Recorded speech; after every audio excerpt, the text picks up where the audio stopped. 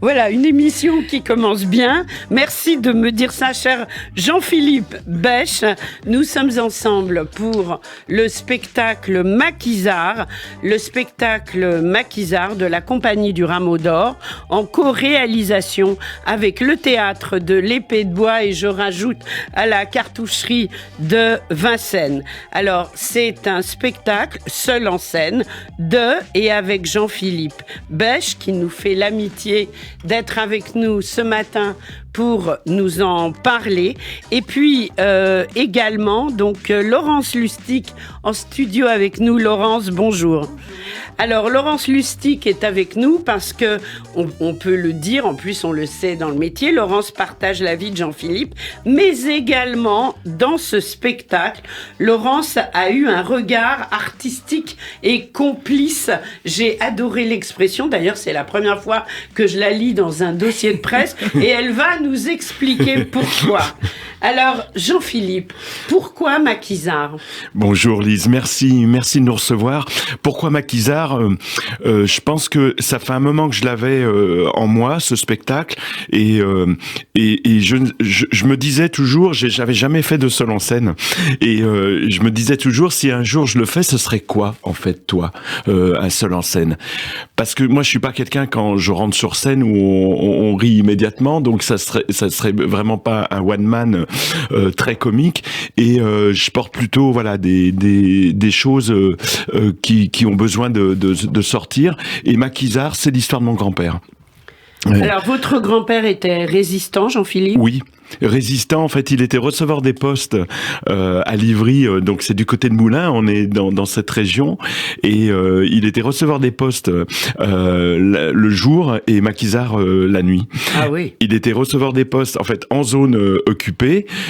C'est un petit village qui s'appelle Livry, et puis à peine à 2 kilomètres, il y a un pont et il y a l'Allier. Et c'est la ligne de démarcation. Et là, après, on passe donc en zone libre. Donc, il s'en est passé des choses. Oui. Alors, apparemment, vu la reconstitution que vous avez fait de l'histoire et le texte que vous en avez écrit, je pense que votre grand-père vous a parlé. Oui. Mais ouais, mais ce qui n'est pas toujours le cas. Mais, oui, mais c'est tellement beau de me dire ça. Mais et en plus, c'est d'autant plus beau, c'est que ça passe aussi par la parole de mon papa.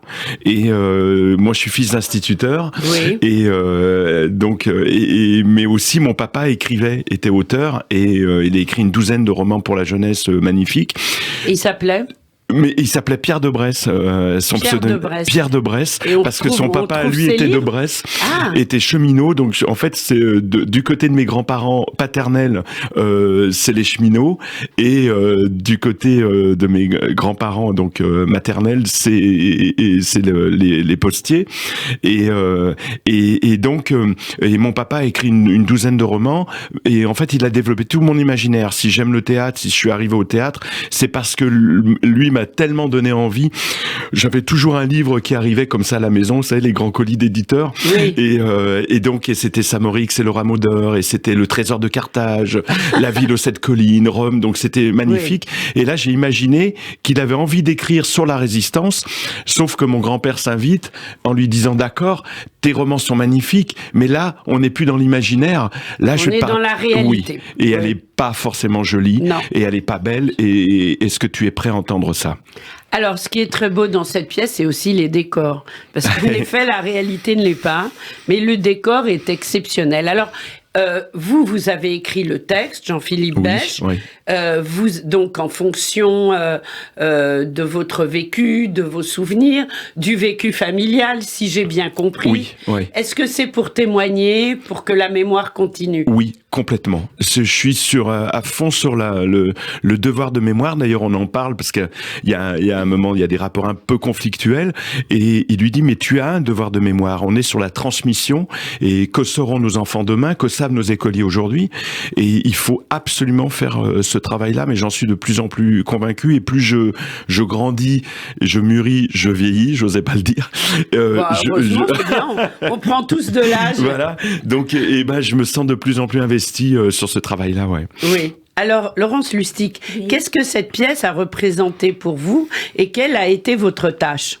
Mais en fait, vous allez vous rapprocher un peu du micro. C'est la première fois que je suis un spectacle depuis son début. Parce que moi, je venais toujours aux premières, aux avant-premières, mais je ne suivais jamais les répétitions.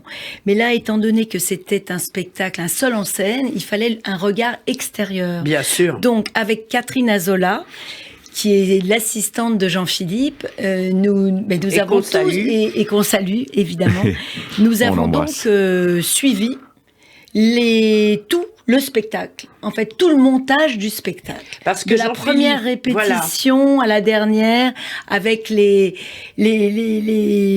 coupes aussi de texte, je dois dire, parce qu'il a été quand même, il a été assez bienveillant. Oui, il écrit très bien et il avait beaucoup de choses à dire, mais c'était trop long. Oui. Et moi, je lui ai dit non, il faut vraiment couper parce qu'un seul en scène, il faut que ça dure 1 heure, 1h05. Et là, j'ai été très 1h15, je crois. 1h05. 1h05. 1h05, 1h10. J'étais très Après, ça dépend du rythme intérieur, mais heureusement que vous avez fait ce travail-là avec Catherine, parce que c'est vrai que j'avais tellement de choses à dire. Mais parfois, quand on résume, on dit autant de choses. On dit autant de choses. On n'a pas besoin de faut trouver le bon chemin, voilà. Mais là, vous les dites. Alors là, je dois dire que depuis que j'ai vu, là, on en sort. Là, je crois qu'une des premières choses que je vous ai dit en sortant, c'est qu'on n'en sort pas indemne. Non. Oui, c'est vrai. Ouais, parce qu'on est sur ce partage. D'ailleurs, je suis frappé la qualité d'écoute. J'avais tellement peur parce que c'est la première fois à seul en scène. Je me disais mais bon, on se jette dans l'arène. J'ai toujours partagé la scène.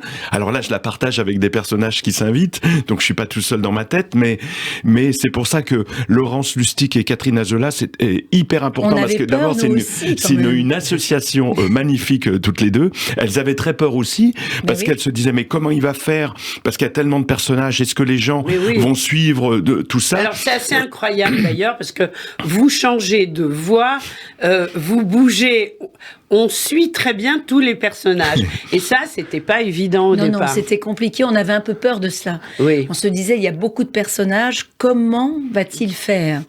Et on a été très exigeante par rapport à tout cela, mais c'est passionnant parce que c'est pas mon métier. D'habitude, moi, je cherche les comédiens. Et là, de suivre un spectacle comme ça, j'ai trouvé ça absolument passionnant.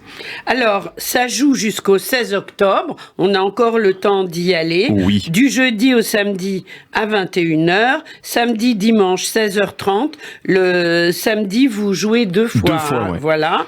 Et puis, on réserve donc sur épéedebois.com et on peut avoir les infos sur le 01 48 08 39 74. Alors, qu'est-ce que ce spectacle vous apporte, parce que on peut dire que vous allez le reprendre. Oui, on n'a pas encore les dates, mais il va être repris et nous, on se fera un plaisir de l'annoncer sur Radio J. Merci, Lise. Donc, qu'est-ce que ce spectacle vous apporte?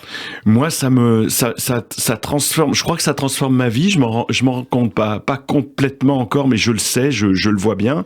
Et puis, ça me fait passer aussi un cap, parce que c'était un challenge.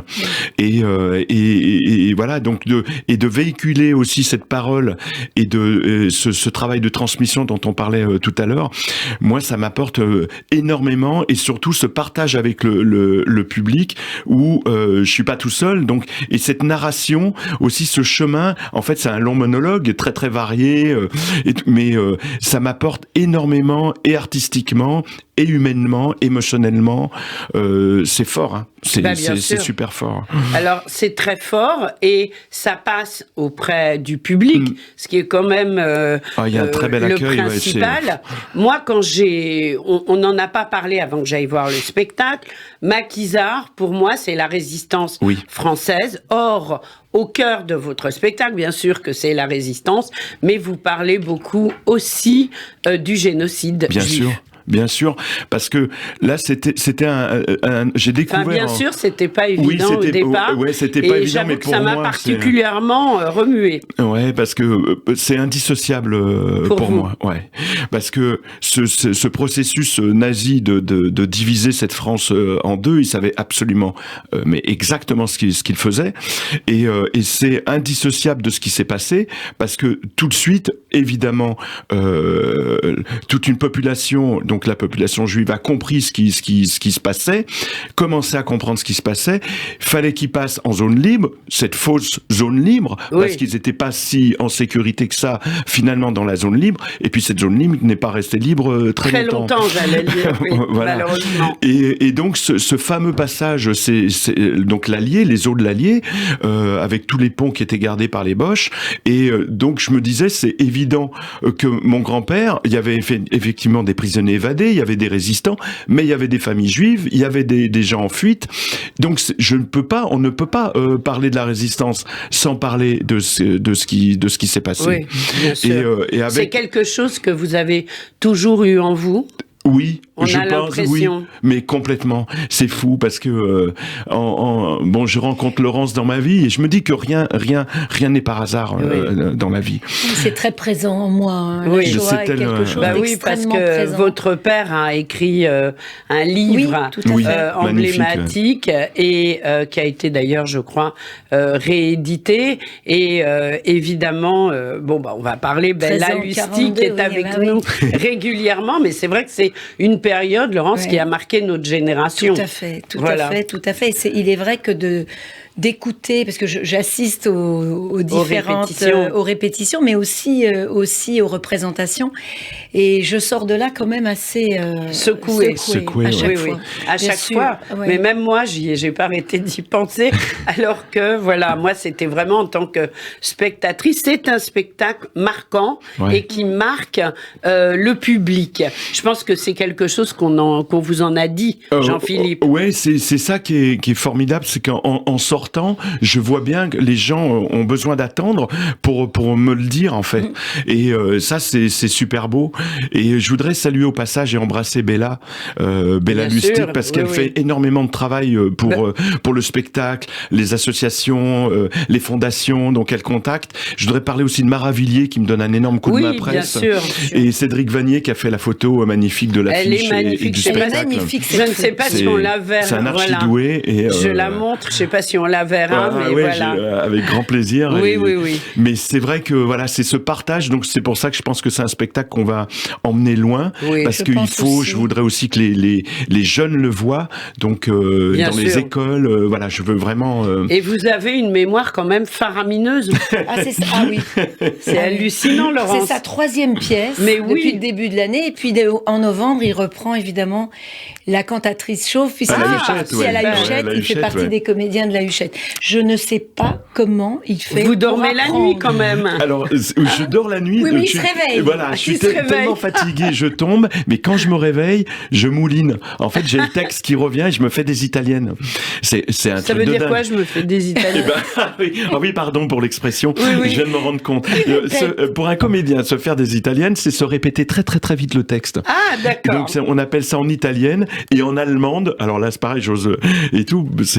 Là, ce sera plutôt en allemand. Ça serait plutôt en allemand, Maquisard. Et en fait, c'est une italienne dans les places. C'est-à-dire qu'on se refait tout le parcours du spectacle par cœur, exactement comme un patineur artistique. Je vais là, je fais ci, telle figure, tel truc. Là, avec le texte, pour travailler justement la mémoire, l'inscrire, quoi. Bien sûr. En tous les cas, ça marche. Donc, un spectacle, comme je le disais, passionnant, dont on ne sort pas indemne, un spectacle à partager avec les jeunes générations. À partir de quel âge? 13 ans peut-être? 12-13 ans. Ouais, 12-13 ans. Oui, ouais, 12-13 ans. 12-13 ans, voilà. Ouais. Et n'hésitez pas, allez-y en famille. C'est au Théâtre de l'Épée de Bois jusqu'au 16 octobre, je le rappelle, du jeudi au samedi à 21h, samedi, dimanche 16h30, et on réserve sur épédebois.com. Et puis, surtout, c'est un spectacle qui va être repris dans les mois qui viennent. Je voudrais saluer aussi Antonio Diaz-Florian, qui nous reçoit et qui fait un travail magnifique, et le directeur du Théâtre de l'Épée de Bois. Voilà. Et il faut aller voir les spectacles d'Antonio. Il a un Macbeth en ce moment qui est magnifique. Et puis ils nous reçoivent tellement bien. Enfin, quand j'arrive là-bas, il me dit tu es à la maison. Donc c'est. Ça fait plaisir. Jean-Philippe Bèche, et puis aussi le théâtre est juste une splendeur. Oui. Si on a envie de voir quelque chose de très beau, faut aussi y aller. Alors, la salle dans laquelle vous jouez est exceptionnelle. Elle est en bois. Voilà, j'en dis pas plus, il faut y aller. Maquisard avec Jean-Philippe Bèche et sous les regards artistiques et complices de Laurence Lustig et Catherine Azola. Merci d'avoir été avec nous. Merci beaucoup. Et surtout, continuez. Merci beaucoup. Merci. Au revoir. Au revoir.